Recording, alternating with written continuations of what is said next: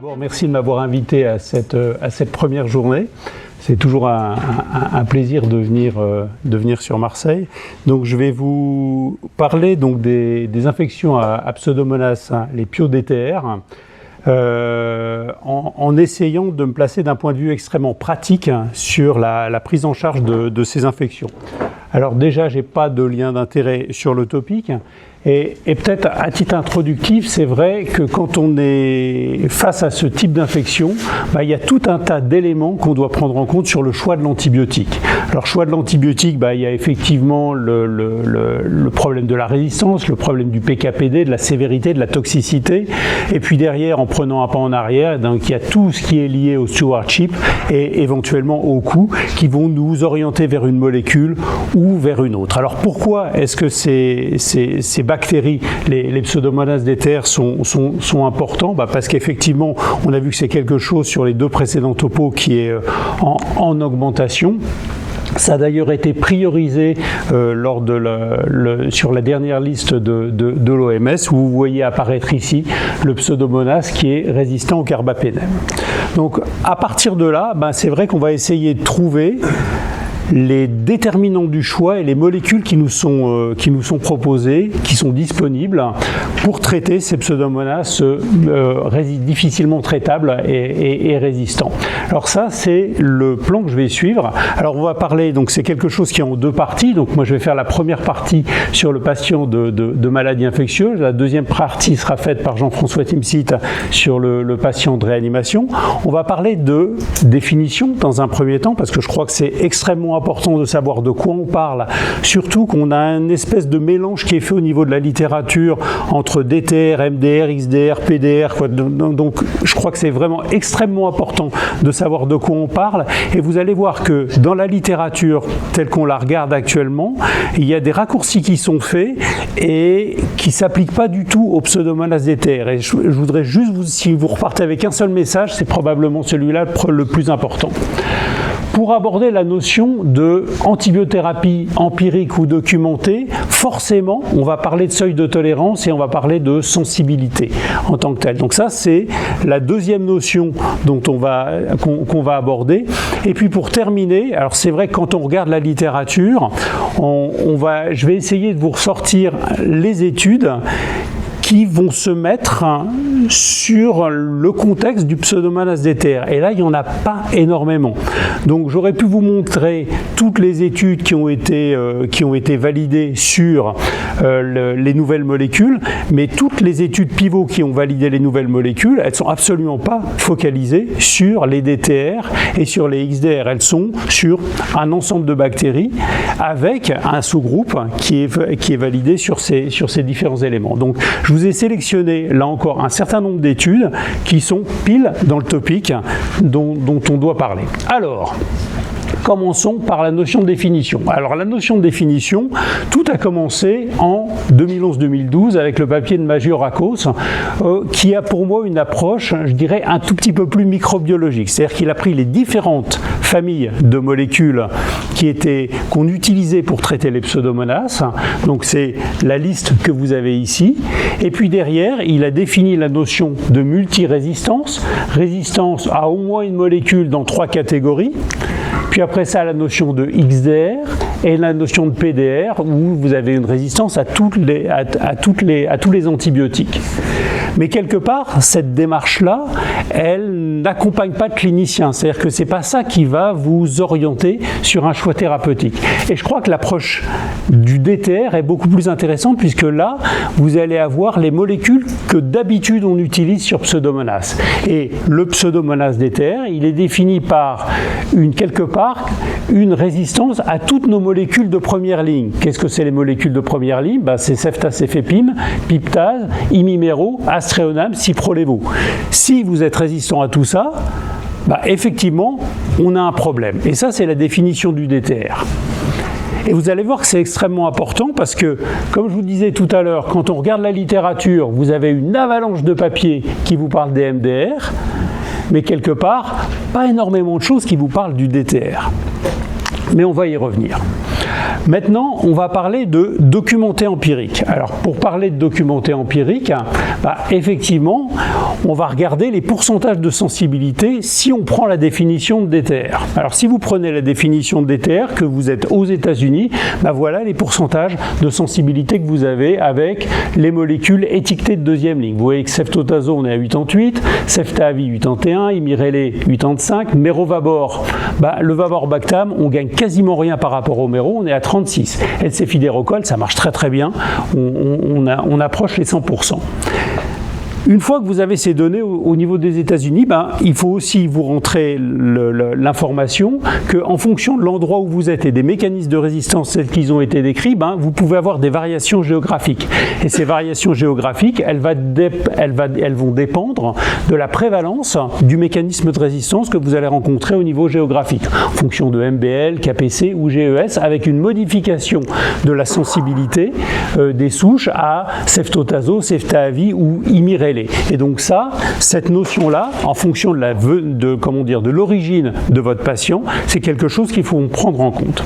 Alors, pour essayer justement de vous donner une démarche très pratique, ce que j'ai fait, j'ai pris les sensibilités au niveau de notre centre. Donc ça, c'est la sensibilité au niveau de Lausanne, et on a reclassé toutes les différentes souches avec les définitions. C'est-à-dire que là, vous avez les souches wild type, puis après ça, vous avez les souches qui ont été classées MDR, les souches classées XDR et les souches classées DTR, avec le pourcentage de sensibilité.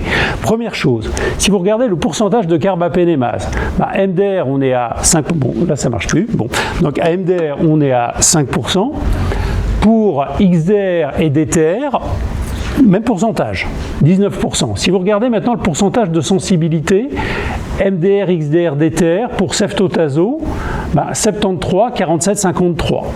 Ceftaavi, on part de 58% et on arrive à 13% pour les DTR. Cefidérocol, plutôt pas mal, au-delà de 80%. Imirélé, 55% et colistine, 100%. Donc, quelque part, si on veut faire un raccourci et essayer de réfléchir sur ces deux classifications, quelque part, le DTR, c'est absolument pas le MDR, c'est le XDR. Et ça, faut vraiment en prendre en compte quand vous analysez la littérature. On a avancé par rapport à ça. Alors maintenant, on va parler, une fois qu'on a ces pourcentages-là, en antibiothérapie documentée versus empirique. Si vous démarrez une antibiothérapie empirique, la première chose dont vous devez parler, c'est de votre seuil de tolérance. C'est-à-dire que, en fonction de votre écologie, qu'est-ce que vous allez accepter comme pourcentage de bactéries résistantes ou de souches résistantes sur l'antibiothérapie que vous allez prescrire à l'aveugle avant d'avoir votre antibiogramme. Alors ça dépend de l'endroit où vous êtes. En maladie infectieuse, on peut dire 20%. Jean-François, lui, il va être plus proche de 10%, parce que effectivement, on ne peut pas tolérer de prescrire en empirique une molécule où on aurait un pourcentage de résistance qui soit supérieur à 10%. Donc ça devient extrêmement compliqué. Donc j'ai repris mon tableau, et vous voyez que là, ça devient extrêmement complexe, parce que si on veut faire de l'antibiothérapie empirique sur un DTR, grosso modo, notre choix, c'est cefidérocol, colistine. Est-ce que c'est réaliste? Probablement pas. Donc il nous faut un autre outil. Et un autre outil, c'est quoi? C'est rechercher des facteurs de risque. Alors, il y a des choses qui ont été publiées sur les MDR. Alors, sur les MDR, vous voyez, ça ne s'applique absolument pas. Ça, c'est un travail qu'on avait essayé de rassembler la littérature avec Matteo Bassetti pour donner des guidelines sur le traitement des pseudomonas multirésistants. Vous voyez que même si vous cochez la case oui, on se retrouve avec ceftotazo et ceftaavi. Ça marche quoi? Ça va pas aller. On est sur des bithérapies pour essayer de récupérer une sensibilité. Donc pour un service de médecine, ça ne marche pas. La chose qui est intéressante, c'est qu'on voit déjà apparaître ici la notion de colonisation et la notion de prévalence hospitalière. Alors maintenant, si on essaye de regarder ce qui a été fait sur la problématique des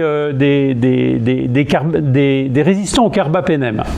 Alors, je ne vais pas m'étendre sur ce papier parce que je pense que Jean-François va pas en reparler, donc d'accord, donc on ne va pas en reparler.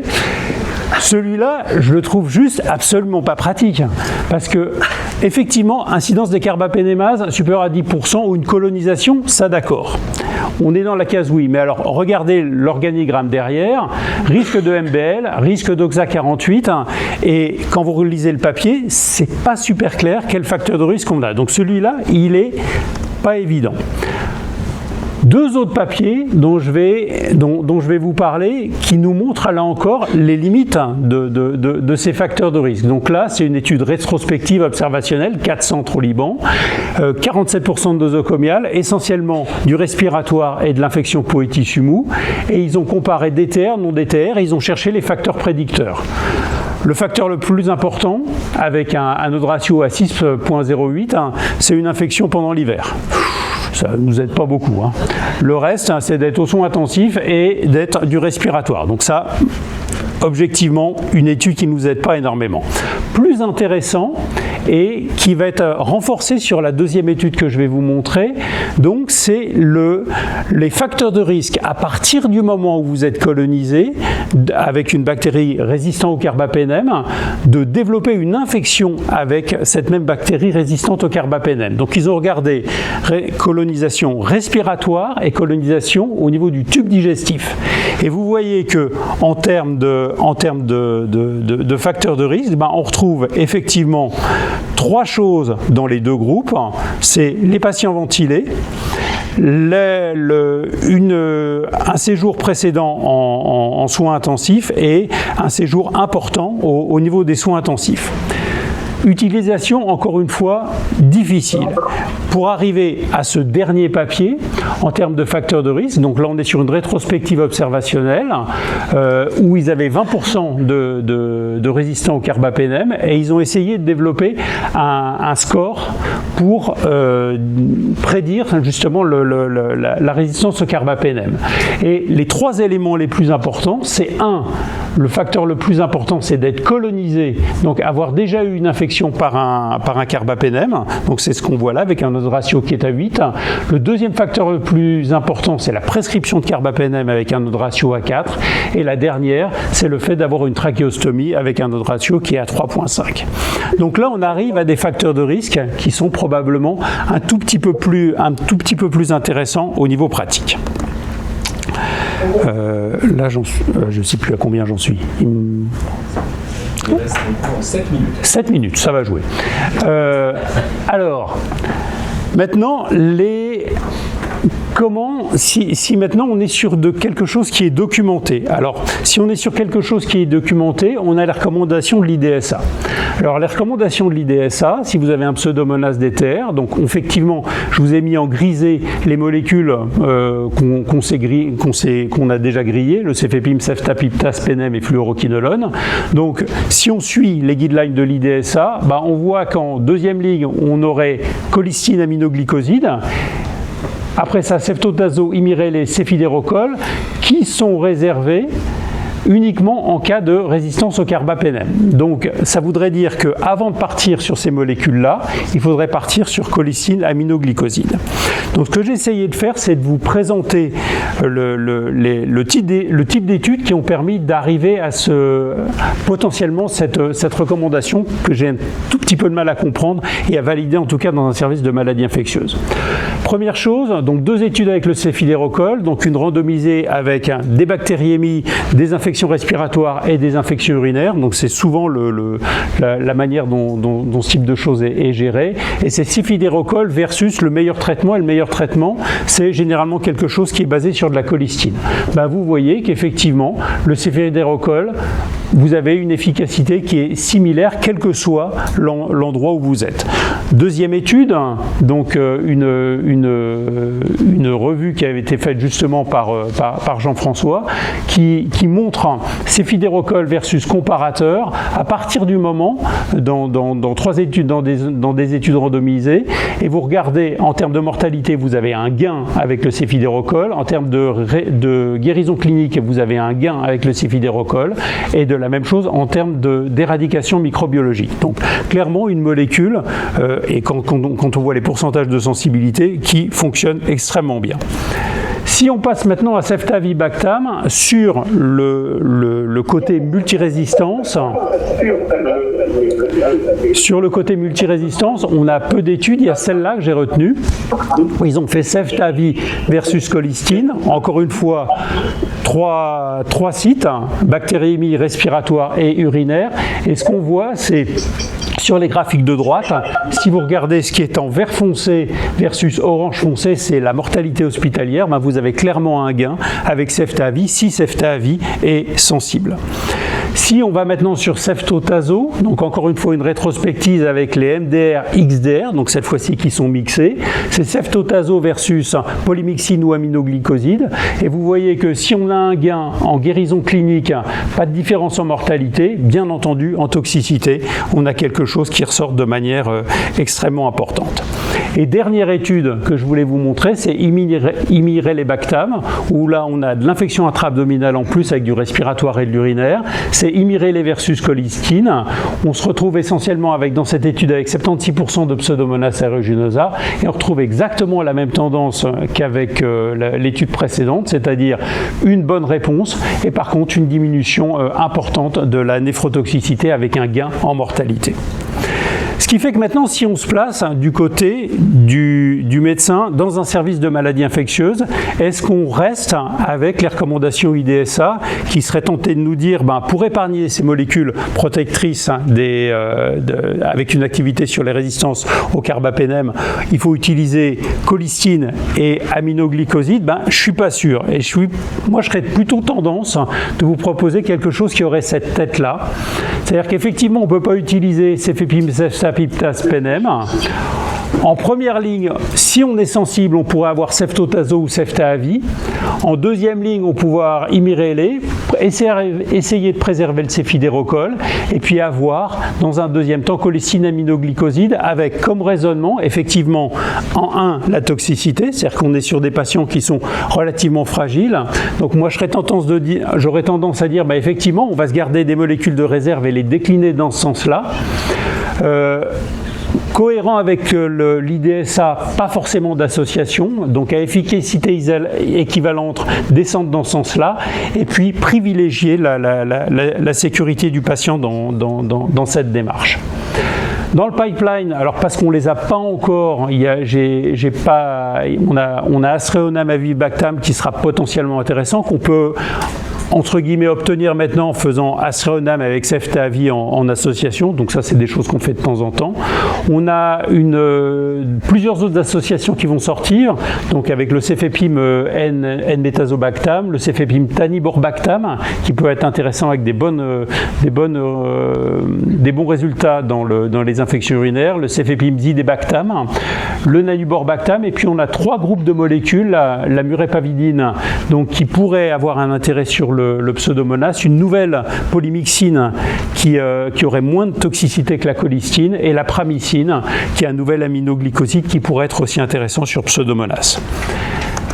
Avant-dernière diapositive, donc effectivement en termes de prix, vous voyez que là on est blanc, bonnet, blanc, c'est-à-dire que on est sur à peu près la même gamme de prix, quelle que soit la molécule qu'on utilise.